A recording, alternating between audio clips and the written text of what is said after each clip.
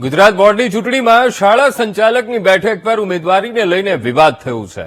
પ્રિયવદન કોરાટના આક્ષેપ પર રાજ્ય શાળા સંચાલક મંડળના અધ્યક્ષની પ્રતિક્રિયા સામે આવી. રાજ્ય શાળા સંચાલક મંડળે સત્તાવાર રીતે જેવી પટેલને ઉમેદવાર જાહેર કર્યા છે. વધુમાં કહ્યું કે પ્રિયવદન કોરાટના બળવા સામે અમે વિરોધ કરીએ છીએ અને મંડળ ક્યારેય બિનઅધિકૃત નથી હોતા. તો મંડળ આ પ્રકારે ચાલતા હોય છે, જેની પ્રિયવદને નોંધ લેવી જોઈએ. સાથે પણ કહ્યું પ્રિયવદન કોરાટને સમર્થન આપનારને પણ સસ્પેન્ડ કરવામાં આવશે. પ્રિયવદન કોરાટે રાજ્ય શાળા સંચાલક મંડળને બિનઅધિકૃત કહ્યું હતું. હવે બળવો કરતા પ્રિયવદન કોરાટને રાજ્ય શાળા સંચાલક મહામંડળના મહામંત્રી પદેથી સસ્પેન્ડ કરાયા છે.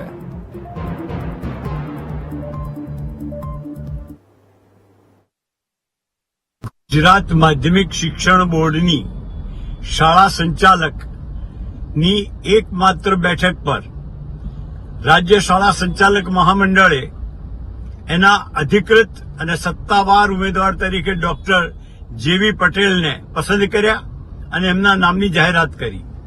એની સામે રાજ્ય શાળા સંચાલક મહામંડળના મહામંત્રી ડોક્ટર કોરાટ એમણે બળવાખોરી કરી, જેથી પાર્લામેન્ટરી બોર્ડે ડોક્ટર કોરાટને મહામંત્રી પદેથી અને સામાન્ય સભ્ય પદેથી પણ તાત્કાલિક અસરથી રૂખસત આપી છે અને તેમની બળવાખોરીને અમે બહુ જ દુઃખદ અને ગંભીર શબ્દોમાં એનો વિરોધ કરીએ છીએ. તેઓ કહે છે કે આ મંડળ બિનઅધિકૃત છે, તો મંડળો ક્યારેય બિનઅધિકૃત નથી હોતા. એ મંડળો પગારદાર લોકોના મંડળો નોંધાવવા પડે છે અને જે માલિકોના મંડળ છે એ સામાન્ય રીતે આ પ્રકારે જ ચાલતા હોય છે.